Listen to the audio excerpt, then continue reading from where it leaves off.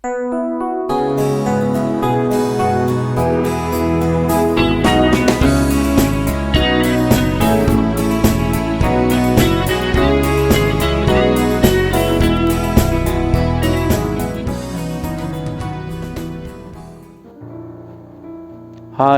Shalom.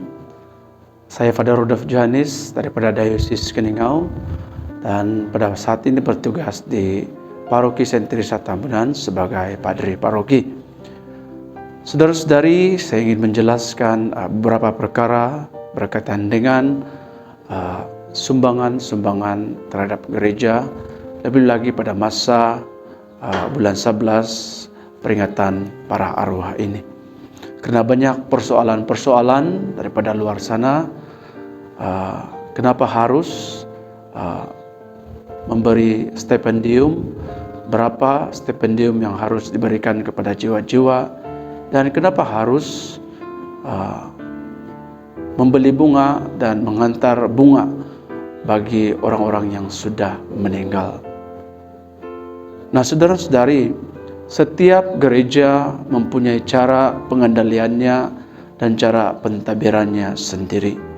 Sebagai contoh, bagi gereja denominasi Kristen yang lain seperti Protestan, beberapa denominasinya mengamalkan apa yang dipanggil sebagai sepersepuluhan, di mana gaji bulanan mereka, umat mereka dipotong dan didermakan pada gereja mereka setiap bulan, dan itu sudah menjadi satu kewajiban. Begitu juga dengan saudara-saudara kita Muslim, mereka mempunyai apa yang dipanggil zakat, ya, dan ini juga sudah satu saudara-saudari sumbangan tetap mereka kepada agama mereka.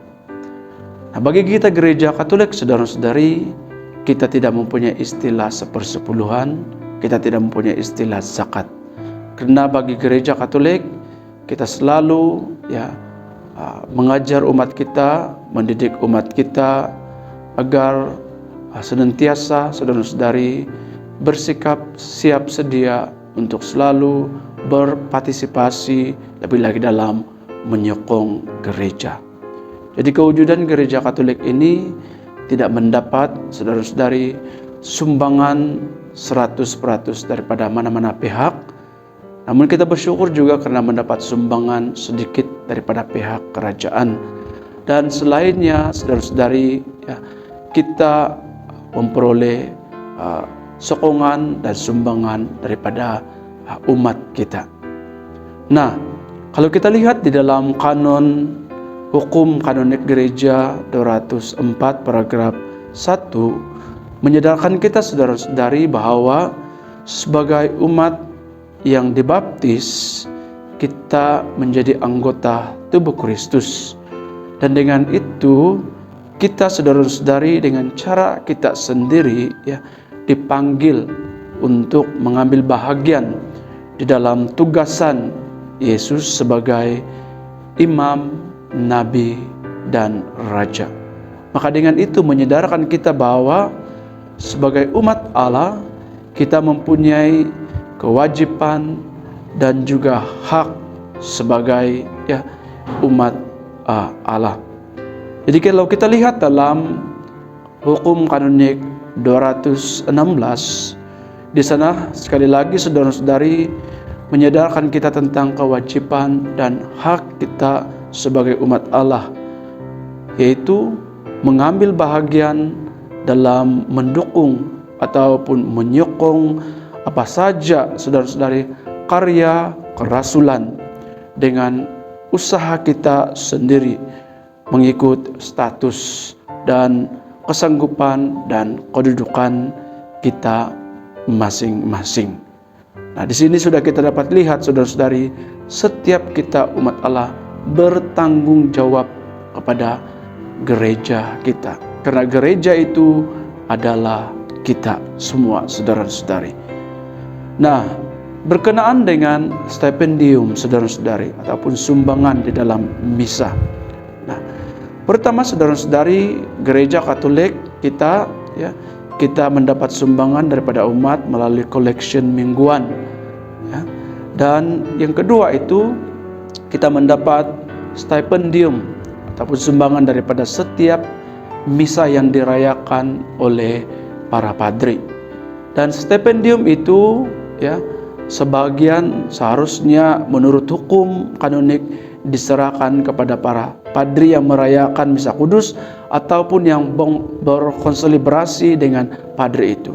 Tapi di Keuskupan Keningau amalan ini tidak dilakukan. Semua stipendium sumbangan dalam misa kudus itu diserahkan kepada gereja, dan pihak yang berkuasa akan memberi sedikit sumbangan yang dipanggil sebagai allowance, bukan gaji, tetapi allowance kepada para petugas seperti padri, dan begitu juga bagi katekis-katekis yang melayani di austasi.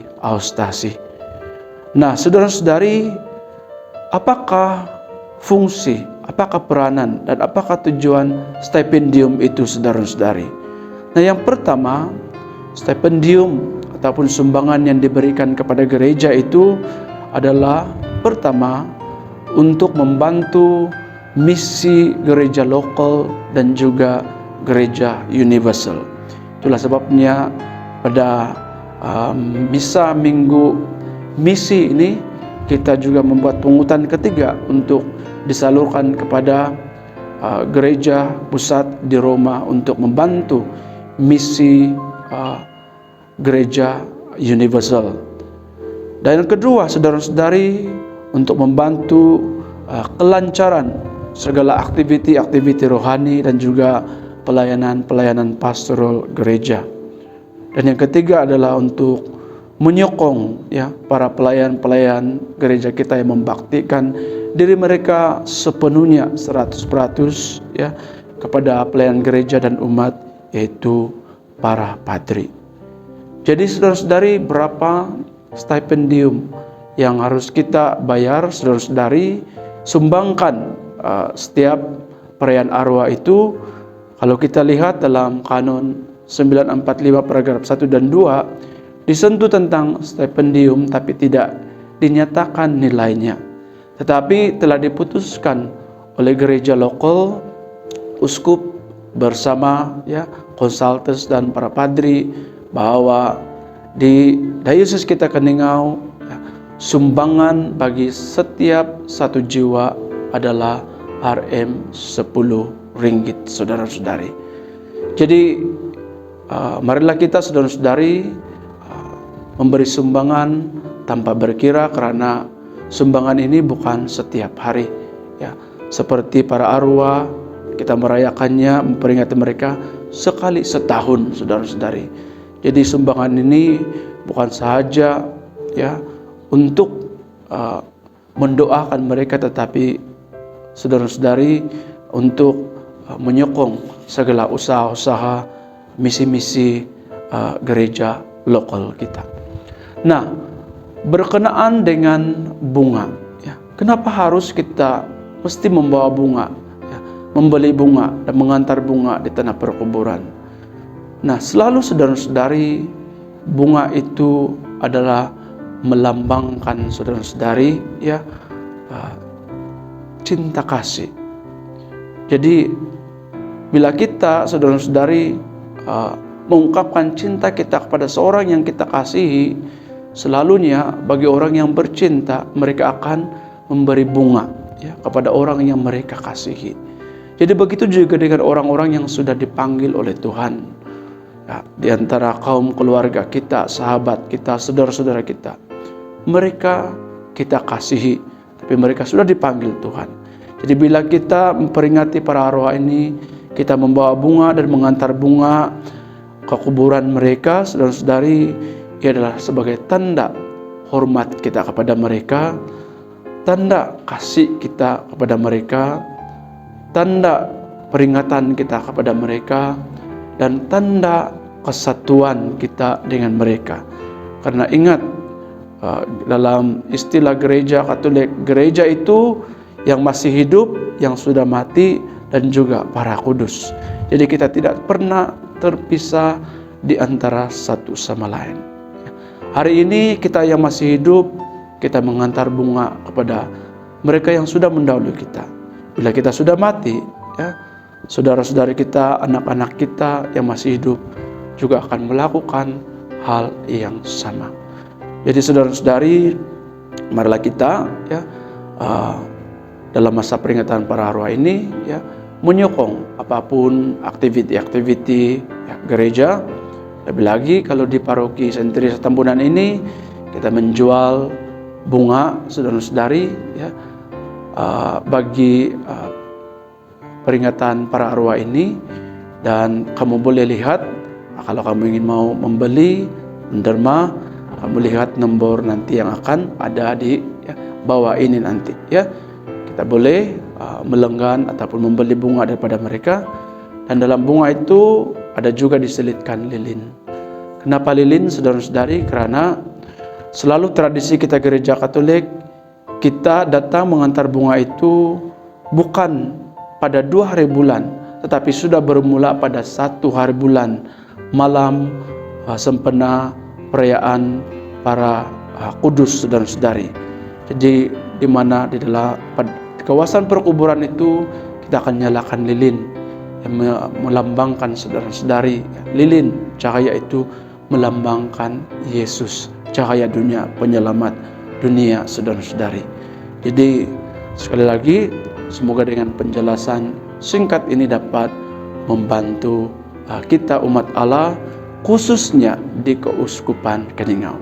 Jadi saya harap persoalan seperti kenapa harus membawa bunga, kenapa harus menderma, berapa yang harus diderma, ya, tidak lagi menjadi persoalan bagi kita selepas Keuskupan kita, ya, sudah merayakan, ya, hari ulang tahun yang sudah, saudara-saudari, bukan 1 kali 2 kali, tetapi sudah 20 lebih kali.